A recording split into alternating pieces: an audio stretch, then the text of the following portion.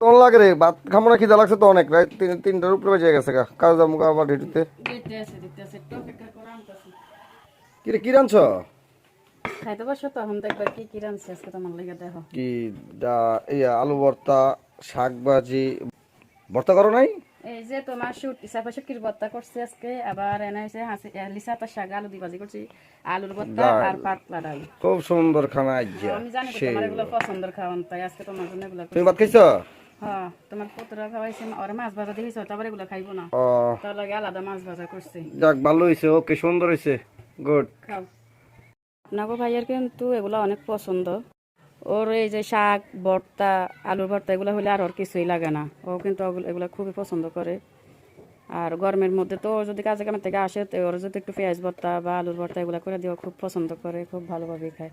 কেমন হয়েছে তোমার আলুর ভর্তা, শুটকির ভর্তা, শাক ভাজি? শাক ভাজি তো সুন্দর হয়েছে, ওখানে শুটকি রয়েছে, দেখি কেমন হয়েছে, ভালো তো হওয়ার কথা। হুম, ভালো লাগে।